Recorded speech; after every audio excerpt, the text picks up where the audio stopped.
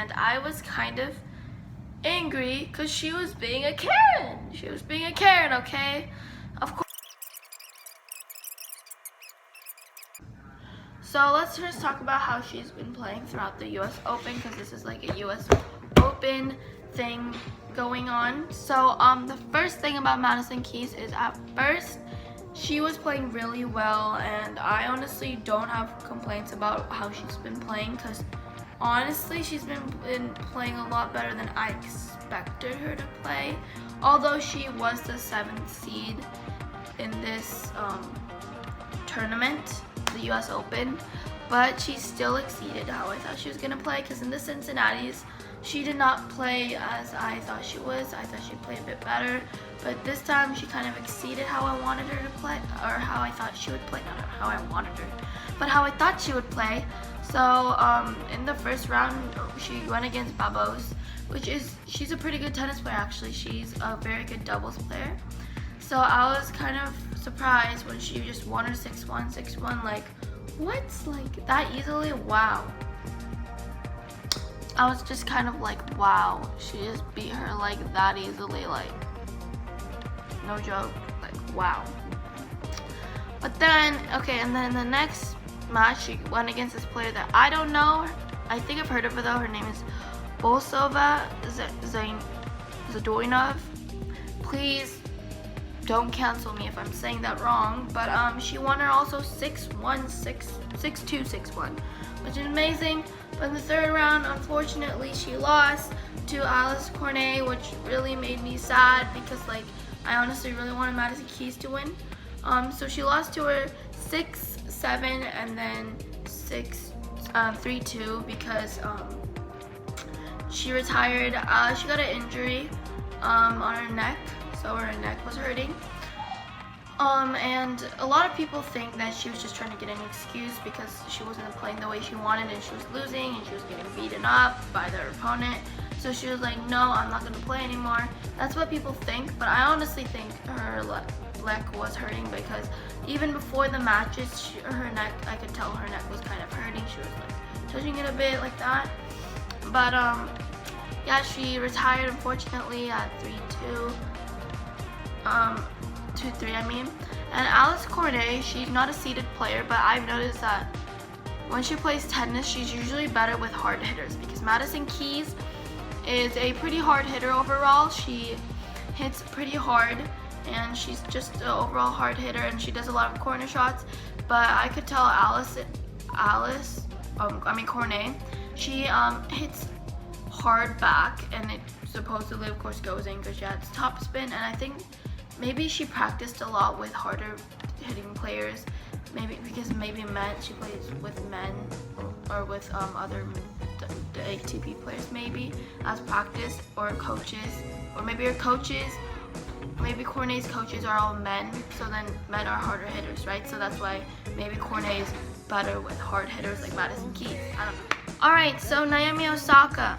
So Osaka went against in the first round with Doi, another Japanese player, and she won. So the first set she won 6-2, the second set she lost 5-7, and the third set she won 6-2. So how good is that? So she won her. It was a tough match actually. I'm pretty sure her opponent wasn't really ranked that high, but she, of course, you should never underestimate an opponent, and I think they both did really well throughout the match. And then she went against Camila Giorgi, which she is a pretty good player, but she actually lost pretty badly. Osaka won 6-1, 6-2, really easily. I was kind of surprised, but Camila lost to Naomi pretty badly though. So yeah. And then she went against Kostiuk, and she actually won. And it was also a very tough match, and she won her though 6-3 and then 6-3, and then she lost the second set 6-7, so the tiebreak was 4-7, and then she won the third set 6-2. Wow, she won all her third sets with 6-2. That's amazing. So she won all of her third sets with 6-2, which is pretty surprising. And next she's going against Kontaveit, I think, Anit Kontaveit, and she is actually really good. They went against each other, I think, in Cincinnati, or she was in Cincinnati, and she lost, I think, against Naomi a couple times. But I'm really excited to see this because Kontaveit is a very good corner shot player, and Osaka is a very good consistent player. So I'm really excited to see them play against each other. Osaka, I think what she's trying to do is trying to stay calm, because of course there's those times where you have an outburst, and of course that isn't good, right? So I think what she's trying to do this time is to just stay calm and play to the best of her abilities that she can figure out. So I think that is the best thing about Naomi. I'm very happy for her, and I wish that she would keep on playing tennis the way she does all the time, but she has been playing pretty well this season, so I'm very excited to see Osaka play more games. So Pliskova, she went to the second round and she lost. So in the first round, she won to a girl named Kalinina, 6-1. She won 6-4 and then 6-0. And then in the second round, she lost the first set to Carolina, 1-6, and the second set, 6-7. The tiebreak, which was 6-2, 6-6. And then the tiebreak was 2-7. So she was actually winning the second set, and then I think something happened. She wasn't doing very well, and she lost. Of course, it's mostly on the mental side of her, but I think that she will go back into her game in a matter of time. Of course, nobody can be super good when they first go out to a tournament again after a long time without matches, really. And also, there's no crowd, so it can be a bit more comfortable than usual. But I hope the best for Carolina. Next, some Andy Murray. Alright, so Andy Murray went all the way to the second round and he lost, unfortunately. I love Andy Murray. He won the first round one by going through a thrilling 5-setter with Nishioka, a great Japanese player too. So the first 2 sets he lost 6-4, 6-4, 6-4, 6-4. And then the next 2 he won 6-7, 7-6, 7-6 in a tie break. And then the third one, and then the 5th one, finally he won 6-4. So that's such a great achievement, even though he is getting a bit tired these days, no offense.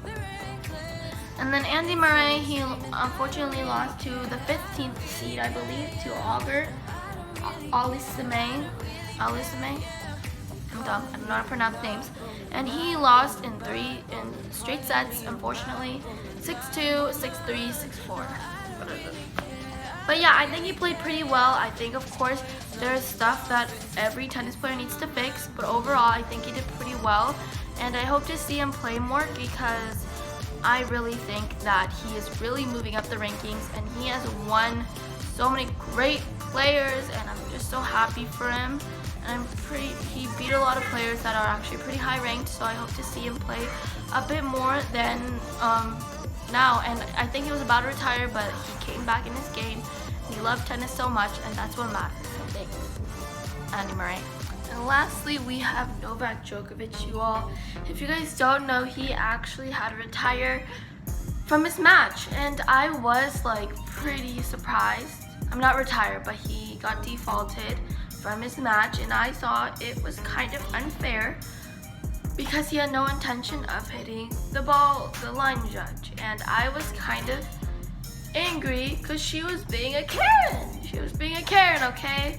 Of course, I'm pretty sure there is not an actual rule about this either, or the rule isn't even that serious. Nobody really even follows that rule. And it's 2020, everyone. We have better things to worry about.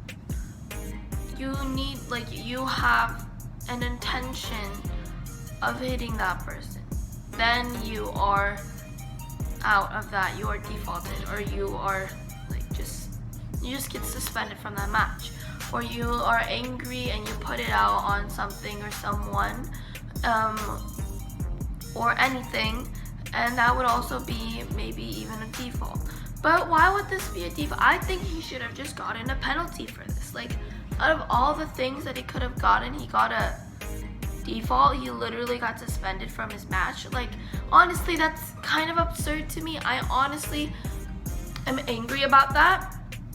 I'm not angry, but like I'm a bit disappointed. Of course, every other player should be. I also at the same time, every other player should be treated equally. And I'm pretty sure if it was anybody else on the stage, on the court, I'm pretty sure that they would also maybe get a default. But it doesn't matter who the player is, any player. I think it was totally unfair. I think that he should have at least got a warning or something, cause the ball didn't hit that hard. Honestly, I thought it was gonna be maybe like, cause I heard it from my dad, and I thought it was gonna hit like super hard and super fast and be hitting her over an intention of getting his anger out. But in reality, he wasn't even looking at the ballswoman. He was just passing the ball, and it surprisingly hit her on accident. And she literally collapsed to the ground and just couldn't move. But I could tell that she wasn't hurt that much, because if she was, why would she collapse to the ground and start oh my god, I'm hurt so much, when she's not even crying? She's not crying. But at the same time, of course, she's a Karen, and of course if she's a Karen, we need to sometimes let it go, because she's a Karen. And I'm pretty sure she was not going to go that far with it, and I'm pretty sure Djokovic was not supposed to hit her that hard, but he accidentally, he was probably not trying to aim for her or anything. It's just trying to pass the ball by, but it surprisingly hit the ballswoman. But I also kind of get why they defaulted him, because he also did do something out of anger once, because he wasn't playing well in that match, because he was winning, and they started losing 5-6 to Bautista, I believe. I forgot. But he was probably angry, and he did hit the boards nearby when he was playing once, and because he was angry. And I also get that, because it also shows that he's a bit angry, though. It's not like he was totally not upset, but at the same time, it was an accident, and I think they should have reminded him more so.